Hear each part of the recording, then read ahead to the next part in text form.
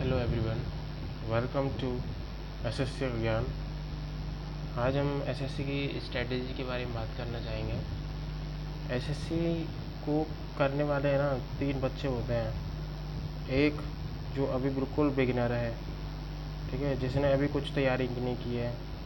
एक जिसने कुछ किया है, जो कहते हैं मीडियम, जिसने कुछ चैप्टर्स तो कंप्लीट कर लिए हैं, कुछ रह रहे हैं, मतलब ऑन एवरेज उसका 90-100 की समथिंग उसका स्कोर आ रहा है। और एक होते हैं जिनका सिलेबस जो है वो डन हो चुका है और करीब उनके 110 से या 120 से ऊपर ही आ रहे हैं, और इनके जो हैं 90 या 100 के समथिंग आ रहे हैं, और इनके जो है 40-50 के आसपास आ रहे हैं। तो मैं इनके लिए एक ही बात कहना चाहूँगा। देखो, बिगिनर के लिए 2024 शायद एक अपॉर्चुनिटी नहीं होगी, लेकिन मीडियम वालों के लिए तो बेस्ट है, और जिनका सिलेबस हो चुका है अभी उनके लिए तो सुपर बेस्ट है। जैसे कि आप जानते हो, आज 21 मई है, और आज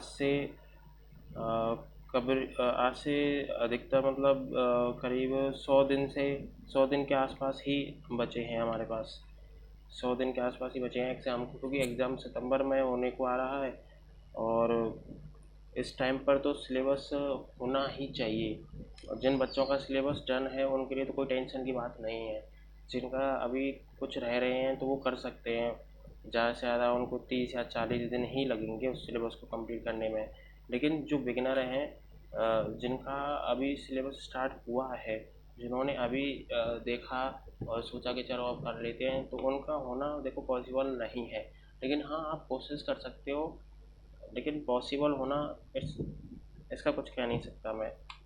अब मैं बिगिनर्स के लिए बात करूं तो वो सबसे पहले इस चीज़ पे फोकस ना रहें कि हमें ना एग्ज़ाम ये आ रहा है वो क्लियर करना है या कुछ नहीं। पहले आप अपने अच्छी तरीके से सिलेबस पर फोकस करें, सिलेबस को करें, ठीक है। इसमें अपना जो पोर्शन डिवाइड कर लें, मैथ का, जीके का, और रीजनिंग और इंग्लिश का करें अच्छी तरीके से, और इस सिलेबस को कंप्लीट करें बढ़िया तरीके से, तब आगे बढ़ें। और मीडियम वालों के लिए ये कहना चाहूँगा कि जो भी सिलेबस उनका रह रहा है आप उसको करें, फिर आगे बढ़ें। और सिलेबस जिनका हो चुका है उनके लिए तो बढ़िया ही है। और जो बिगिनर हैं, मैं उनके लिए ये कहना चाहूँगा कि देखो, हमारे है ना 4 सब्जेक्ट होती हैं, मैथ, इंग्लिश, जीके और रीजनिंग। एज़ यूजुअल रीजनिंग तो अधिकतर बच्चों की होती रहती है। मतलब ये है, स्टार्टिंग में ही बच्चों के 30 या 35 मार्क्स तो यहीं से आ जाते हैं। लेकिन किसी किसी की वीक भी होती है, तो वो इजीली इसको यूट्यूब से कर सकते हैं। इसके जो सिलेबस है वो टेलीग्राम पर मिल जाएगा, या फिर वो काफ़ी मतलब ठीक। हाँ, जो रीजनिंग है उसमें 30 या 35 मार्क्स सभी के अधिकतर आते रहते हैं। तो ये बच्चे चाहें तो यूट्यूब से इजीली वो कर सकते हैं। सिलेबस जो है उसकी पीडीएफ इजीली मिल जाएगी, तो सिलेबस वहाँ से चेक कीजिए और यूट्यूब से उन टॉपिक्स को क्लियर कीजिए, तो इजीली आप निकाल सकते हो, ऐसी कोई दिक्कत नहीं है। तो इसमें बच्चा 45 प्लस तो इजीली ले आता है वो सिलेबस क्लियर करने से। इसमें कुछ चैप्टर ऐसे हैं जो सबको क्रिटिकल महसूस कराते हैं, एनालॉगी वाले, अल्फ़ाबेट वाले, सीरीज़ वाले। तो ये ऐसे क्वेश्चन होते हैं जो थोड़ा ट्रिकी होते हैं, बच्चा थोड़ा इनमें फंसता है, और बच्चे को इसी चीज़ पर ही वर्क करना चाहिए कि हमारी जो वीकनेस है, हमारे जो वीकनेस पॉइंट हैं उनको क्लियर करें, उनको ओवरकम करें। और ये होता है, आप सेक्शनल मॉक लगाते हो, जैसे रीजनिंग का आप सेक्शनल मॉक लगाओगे, टेस्ट बुक या किसी भी प्लेटफॉर्म से लगाओ, वो कोई दिक्कत नहीं है, लेकिन आप सेक्शनल मॉक लगाओ तो उससे आपको पता चल जाएगा कि आपकी वीकनेस किधर है, कितना है, क्या है, ठीक है। तो रीजनिंग आप इजीली यहाँ से कवर कर सकते हो। जीके के लिए एक ही चीज़ कहेंगे कि जीके के लिए देखो, एक तो परमार सर है यूट्यूब पर, ये बेस्ट है मेरे हिसाब से तो, आई थिंक। क्योंकि आजकल क्या हो गया है, जीके का है ना सिलेबस, हमें पता है बहुत वास्ट है, और हर टीचर प्रीवियस ईयर पर वर्क नहीं कर पाता है। ये जो परमार सर हैं, ये प्रीवियस ईयर पे वर्क करते हैं, ये देखते हैं कि कौन सा टॉपिक कितना घूम रहा है, क्या हो रहा है, तो ये उसी चीज़ पर ही ज़्यादा बात करते हैं। फालतू में किसी भी टॉपिक को फैलाते नहीं हैं। नहीं, आजकल मैंने देखा है बहुत से जो है वो बच्चों को टॉपर बनाने की सोच रहे हैं। पूरा टॉपिक कराए जा रहे हैं, पूरे एक एक चीज़ उनको बताए जा रहे हैं। अरे इतना नहीं कराने की चीज़ है। जीके में भी हमें उतना ही टाइम देना है जितना हम इनमें दे सकते हैं। इसको इतना वास्ट पढ़ने की ज़रूरत नहीं है। तो इसलिए परमा सर मेरे हिसाब से तो बेस्ट है। और नहीं तो आप, मैं तो यही कहना चाहूँगा, आप ऐसा करना, इनका जो है सिलेबस देखना, और सिलेबस के अकॉर्डिंग जैसे हिस्ट्री, पॉलिटी, इको और ज्योग्राफी, इनको अच्छी तरीके से कर लेना। ठीक है। साइंस, जो साइंस वाले बच्चे होते हैं उनके लिए तो बेस्ट होती रहती, हो ही जाती है। बुक वगैरह किसी से कर लेते हैं, एनसीईआरटी की बुक ले लें, या फिर कोई भी नोट्स वगैरह, जैसे टेलीग्राम वगैरह, टेलीग्राम पर नोट्स खूब मिल जाते हैं, ऐसी कोई दिक्कत वाली बात नहीं है, वहाँ से कर लें। साइंस वाले बच्चों को तो कोई प्रॉब्लम नहीं आती है। रही आर्ट्स और उन बच्चों की, तो वो भी मेरे हिसाब से यही करें, या तो नोट्स कर लें, या फिर जो हिस्ट्री, पॉलिटी को ये जिस टीचर से कर रहे हैं उससे ही इससे कर लें। देखो, बहुत से बच्चे कहते हैं कि सर जीके के लिए बेस्ट होती है बुक, लूसेंट करें, लूसेंट करें। हाँ, मैं मानता हूँ लूसेंट बेस्ट है। लूसेंट से बाहर कुछ नहीं आता, अधिकतर टीचर उसी को फॉलो करते हैं। लेकिन एक्चुअल में क्या होता है, हमारे पास है ना कुछ 6 मंथ ही होते हैं ज़्यादा से ज़्यादा, या 1 साल मिल जाए, इससे ज़्यादा नहीं मिलता। इससे ज़्यादा हमारे ऊपर प्रेशर ही आता है। और इतने कम टाइम में उस बुक को याद रखे रखना बहुत बड़ी बात होती है। और 6 मंथ की, मैं ये नहीं कह रहा कि 6 मंथ में आप सिर्फ उसी बुक को पढ़ रहे हो भाई। आप इंग्लिश भी करोगे, मैथ भी करोगे, रीजनिंग भी करोगे, तो उस बुक के लिए भी टाइम निकालोगे ना, तो प्रेशर ही पाओगे। तो मेरे अकॉर्डिंग यही है कि कोई भी टीचर लो और उसको फॉलो करो। मेरे हिसाब से तो परमार सर बेस्ट हैं, क्योंकि वो टॉपिक को बिल्कुल यही बताते हैं कि ये टॉपिक से इतने क्वेश्चन कहाँ आ रहे हैं, कैसे कैसे फंस रहा है। तो उस बंदे का लेवल देखो यार, वो मतलब खुद अपनी वीडियोस में ये कह रहा है कि आप मेरे से पढ़ जाओ, अधिकतर क्वेश्चन आप मेरे से ही पाओगे। तो ऐसे कहना भी टीचर के लिए बहुत बड़ी बात होती है। ठीक है, तो आप चाहे तो ऐसा कर सकते हो, लूसेंट पढ़ सकते हो, नहीं तो बुक अगर चाहे तो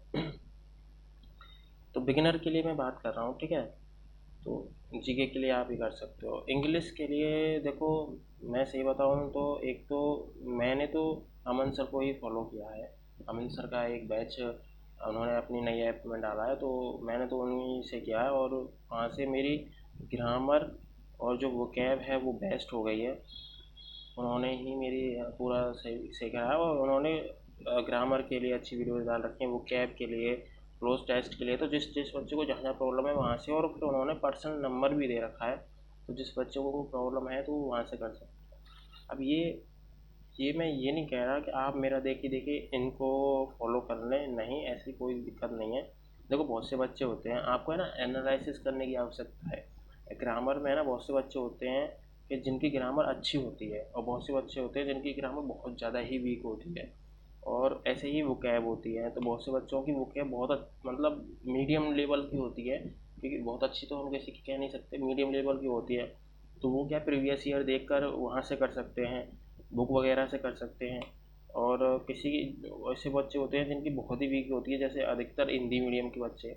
तो देखो, मैं वोकैब के लिए एक ही चीज़ कहूँगा कि ब्लैक बुक है एक बुक, तो आप ब्लैक बुक को बिल्कुल ब्लाइंडली फॉलो कर सकते हैं। ब्लैक बुक को करिए, कोई दिक्कत नहीं है, ब्लैक बुक से बहुत सही रहता है, कोई दिक्कत वाली बात नहीं है। और मैं तो यही कहूँगा, पहले आप प्रीवियस ईयर वाली करना, ब्लैक बुक में प्रीवियस ईयर भी रहते हैं, उनसे करो, या फिर किसी भी पीडीएफ वीडियो डाउनलोड कर लो। काफ़ी पीडीएफ पड़ी होती है प्रीवियस ईयर की, जहाँ से आप प्रीवियस ईयर वोकैब कीजिए पहले, आपको पता चल जाएगा कि वोकैब फिर कहाँ कहाँ से आ रही है। अब बहुत से बच्चे कहेंगे कि सर अगर हम यहाँ से वोकैब कर ही लेंगे, याद कर ही लेंगे, तो हम कोई भी बुक पढ़ लेंगे, तो वहाँ से कोई दिक्कत नहीं है। हाँ, बिल्कुल कर सकते हो।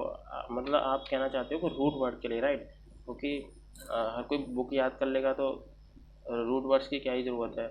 तो मैं यही कहूँगा, देखो, रूट वर्ड के लिए भी काफ़ी बुक हैं। नियॉन पब्लिकेशन की एक बुक है, वहाँ से कर सकते हो। पर मैं तो यही कहूँगा, वो थोड़ा ये क्या है, बच्चा अपनी साइकोलॉजी को समझता नहीं है, इन चीज़ों में भटकता रहता है। कहीं पे भी जाओ, कैसे भी करो, पर आप एक बार फोकस्ड हो जाओ ना, तो आपको भी वोकैब बिना रूट वर्ड्स के याद हो जाएगी, ऐसी कोई दिक्कत वाली बात नहीं है। बस आपको उससे रिलेट करना आना चाहिए, ठीक है। एक तरीके से निमोनिक्स की तरह आप है ना उसको निमोनिक्स की तरह पढ़ोगे तो आप इजीली उसको याद कर सकते हो, एक फोटोग्राफिक की तरह। और अमन सर ने अपने बैच में ये इस तरीके से करा रखी है, उसमें फ़ोटोग्राफ और एग्जाम्पल के थ्रू बता रखा है। उससे क्या है, बच्चा रिकॉल बहुत जल्दी कर लेता है। मैं सच में मैंने बुक है बस देखता हूँ और थोड़ा बहुत रिवीजन करता हूँ और ईजिली याद हो जाती है, ऐसी कोई दिक्कत वाली बात नहीं है। वो क्या, मुझे तो वहाँ से अच्छी काफ़ी लगी, ठीक है। ग्रामर में यही है कि जो बच्चे स्ट्रॉन्ग हैं वो तो चाहे नीतू मैम की बुक पढ़ सकते हैं, वहाँ से आप इजीली कर लोगे, कोई दिक्कत वाली बात नहीं है। और जिन बच्चों की बिल्कुल वीक है तो वो किसी एक टीचर को पकड़ें और वहाँ से अपनी करें। देखो इंग्लिश के लिए काफ़ी टीचर हैं, करियर विल पर भी हैं और भी काफ़ी हैं, नीतू मैम हैं और उस पर अनअकैडमी पे भी हैं, तो काफ़ी टीचर हैं, ऐसी कोई दिक्कत वाली बात नहीं है। लेकिन मैं पर्सनली बताऊं तो मैंने तो क्या कि कोई भी टीचर को देखा ही नहीं, मैंने तो सिर्फ अमन सर को फॉलो किया और बस वहाँ से कर लिया। क्योंकि आप एक टीचर को फॉलो करके रखते हो तो आपका वेस्ट टाइम भी वेस्ट नहीं होता है और आप इजीली उसको कवर भी कर लेते हो, ठीक है। अब रहा मैथ का सवाल।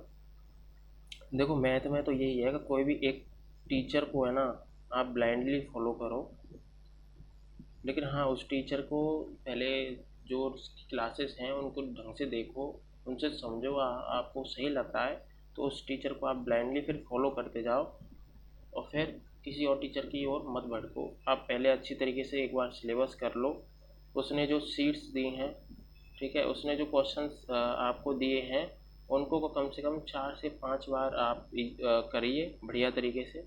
फिर आप प्रीवियस ईयर पाइए, कोई सी भी प्रीवियस ईयर की बुक लगाइए, फिर उसको करिए, आप इजीली कर पाएंगे और स्कोर कम से कम 45 प्लस तो इजीली जाएगा। आप उस टीचर को एक बार ब्लाइंडली फॉलो करो, हाँ उस टीचर के बारे में पहले अच्छी तरीके से जानकारी लो, क्या आपको वो समझ में आ रहा है कि नहीं आ रहा है, क्या वो टीचर सही पढ़ा रहा है कि नहीं पढ़ा रहा है। फिर आप उसका जो है सिलेबस करो, जो आपकी क्षमता है, 1 क्लास लेकर 2 क्लास लेकर जैसा भी हो उसको करो। फिर आप उसकी जो है सीट्स को साथ साथ करो। मेन क्या है, रिवीजन साथ साथ होना चाहिए। ये नहीं कि आज आपने कोई भी उसमें टॉपिक किया है और आप उसकी सीट जो है 1 महीने बाद लगा रहे हो तो उससे कोई भी फ़र्क नहीं पड़ेगा आपकी पढ़ाई पर। आपकी पढ़ाई और ज़्यादा वीक हो जाएगी और कॉन्फिडेंस जाएगा वो अलग। तो आप कोई भी टीचर को एक आराम से पकड़िए, फिर उसकी सीट कीजिए और देन उसकी सीट कम से कम 4 या 5 बार होनी चाहिए। अब देखो मैं सही तरीका बताऊँ तो जैसे कोई भी टीचर है, अब वो टाइम एंड वर्क पढ़ाता है, ठीक है। अब टाइम एंड वर्क की जैसे ही पहले उसके टॉपिक उसके बारे में बताएगा, फिर उसकी सीट कराएगा।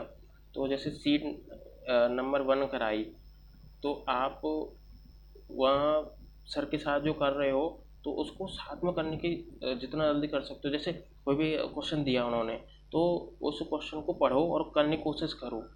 ये नहीं कि सर कराने लग गए सॉल्यूशन तो आप सॉल्यूशन देखने लग गए, नहीं, आप खुद से ट्राई करने की कोशिश करो। भले ही आपने वो पहली बार देख रहे हो लेकिन खुद से ट्राई करने की कोशिश करो, तब आपका है ना उसमें इंटेंशन जागेगा, आपको लगेगा कंसेप्ट आने लगेंगे।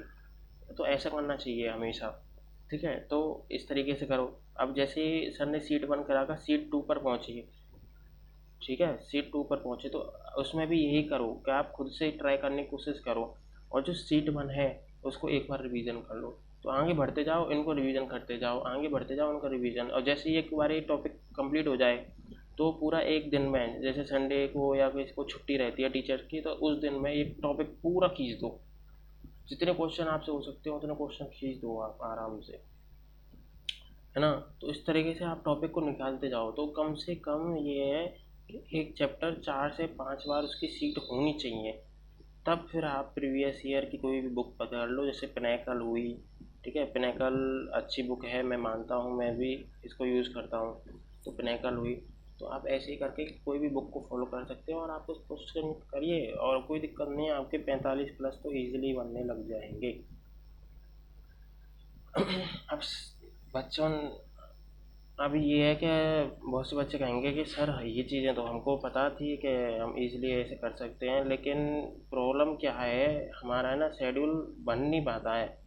हम मतलब ये है कि पढ़ने बैठते हैं तो उसको ढंग से फॉलो कर नहीं पाते हैं। जैसे हमने कोई भी शेड्यूल बनाया और हमें खुद ही नहीं पता कि इसको कैसे फॉलो करें।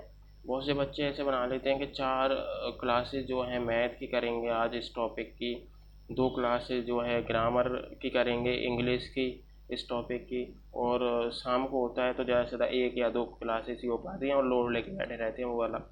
तो देखो बच्चा, मैं यही कहना चाहूँगा कि आप है ना पहले अपने ऊपर वर्क कीजिए। आपकी क्षमता आपको पता है कि आप कितनी कर सकते हो, 2 क्लास या 3 क्लास, लेकिन इतना ज़्यादा बर्डन लेने की आवश्यकता नहीं है।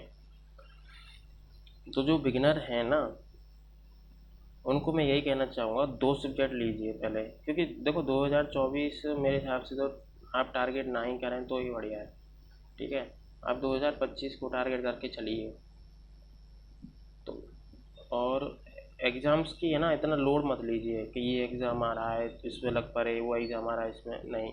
आप सिलेबस पे वर्क कीजिए पहले। सिलेबस आपका अच्छी तरीके से हो जाएगा तो आप इजीली क्रैक कर पाओगे, है ना। तो ये है कि आप शेड्यूल बनाएं। तो पहले ना कोई भी 2 सब्जेक्ट पकड़िए, जैसे आपकी मैथ, आपने मैथ ली, मैथ के साथ है ना आप जीके कीजिए, क्योंकि मैथ में क्या है, कैलकुलेटिव है, इसमें ना कैलकुलेशन उनमें टाइम लगता है। और जीके क्या है ना, एक बार आप क्लास कर लो तो उसका सिर्फ रिवीजन मांगती है, रिवीजन में ज़्यादा टाइम लगता नहीं है। तो ये ज़्यादा से ज़्यादा 2 आवर में इजीली हो जाती है, और इसमें बचे हुए टाइम में आप आराम से कर लो। इसकी 1 या 2 क्लास आप करो। जैसे आपने 2 पोर्शन कर लिए, एक तो एरिथमेटिक और एक एडवांस। बहुत से बच्चे क्या लाइव क्लास लेते हैं, लेकिन बहुत से रिकॉर्डेड भी करते हैं। मैं उनके लिए कह रहा हूँ जो कोर्स को जल्दी करना चाहते हैं और जो चाहते हैं कि यार नहीं हमें कोर्स आराम से करना है, तो वो 1 क्लास कीजिए, उनके लिए 1 क्लास बेस्ट है। ठीक है, तो एरिथमेटिक में जैसे आपने एक टॉपिक की आज पहली क्लास करी है तो उस क्लास को आप बढ़िया तरीके से कीजिए, और फिर एडवांस की इस क्लास को करिए। और इसका फिर मतलब ये कि इन दोनों का है ना आज ही आज में रिवीजन भी कीजिए। जैसे आपको इसकी सीट 1 के जैसे 25 क्वेश्चन कराए हैं, और इसके भी सीट 1 के आपको 15 क्वेश्चन कराए हैं। तो इन दोनों सीट को आप जब तक सॉल्व नहीं करोगे, जब तक आपका कॉन्फिडेंस नहीं बनेगा। इनके 25 क्वेश्चन तो करिए करिए, आगे का 26 27 इनको भी करने की कोशिश कीजिए। आगे भी करने की कोशिश करोगे तो आप अगले दिन जब क्लास में बैठोगे ना, तो आपको थोड़ा आपका मोराल बढ़ेगा, आपको इंटरेस्ट आएगा। ठीक है, तो यहाँ से इसमें भी ऐसे ही सेम कीजिए। और जीके का रहा, जैसे कोई भी आप वो पकड़िए टॉपिक, हिस्ट्री, आप है ना इस जीके के ना 2 पोर्शन बना लीजिए, जैसे हिस्ट्री है, पॉलिटी है, इको है, ज्योग्राफी है और साइंस, ये एक हो गया, और एक हो गया स्टैटिक और करंट। ठीक है, तो आप स्टैटिक पर स्टार्टिंग में वर्क कीजिए और इनमें से एक सब्जेक्ट पर वर्क कीजिए। ठीक है, तो आप इजी स्टैटिक को आप स्टार्टिंग में बिल्कुल लीजिए, क्योंकि ये चीज़ है ना थोड़ी क्या बोरिंग होती है, तो ये आगे जाके आपको लोड देगी देगी। तो आप स्टैटिक में इसमें पकड़िए, और उसमें हिस्ट्री या पॉलिटी किसी को भी एक टॉपिक को पकड़ के और वहाँ से आप क्लियर करते चलिए। जैसे ये टॉपिक कीजिए, फिर ये कीजिए, फिर ये इस तरीके से करते जाना, और आप इसको भी करते जाना, तो इजीली सिलेबस आपका हो जाएगा, है ना। जैसे ही आपकी स्टैटिक हो जाती है तो इसका रिवीजन करते रहना, और स्टैटिक होने के बाद आप इंग्लिश की जो है वो कैब स्टार्ट कर देना। ठीक है, इंग्लिश की वो कैब स्टार्ट कर देना, इनको करते रहना। जैसे ही आपका ये सिलेबस हो जाता है और मैथ के कुछ अधिकतर हो जाते हैं, तो आप इंग्लिश ग्रामर स्टार्ट कर देना। तो जैसे ही आप इन सबको फिनिश करोगे ना, तो ज़्यादा से ज़्यादा आपको 4 से 5 महीने लगेंगे इन चीज़ों को फ्री करने में। 4 से 5 महीने में आपकी मैथ सही हो जाएगी बिल्कुल, इंग्लिश बिल्कुल सही हो जाएगी, और जीके।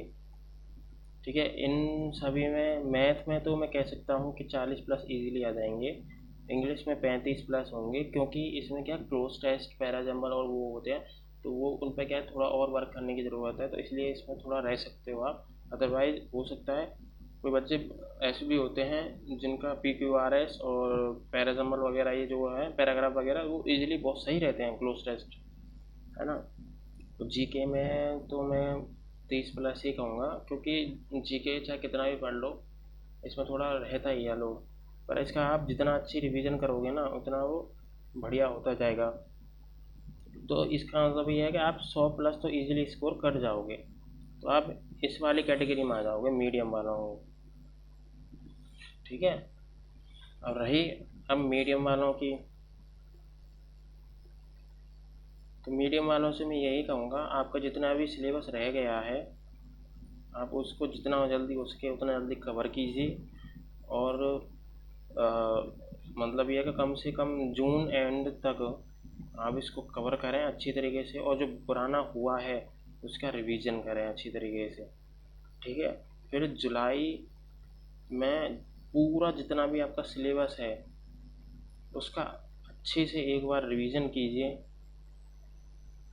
और हर संडे को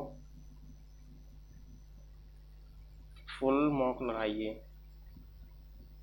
और इसमें रिवीजन करें। जैसे आपका आज टाइम एंड वर्क हो गया है मैथ में, तो आप इसका एक सेक्शनल मॉक ज़रूर लगाएं।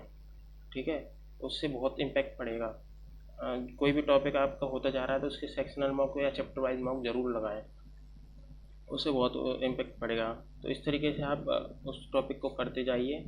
जीके में भी सेम आपको यही सीन रखना है, रिवीजन करें आप बढ़िया तरीके से।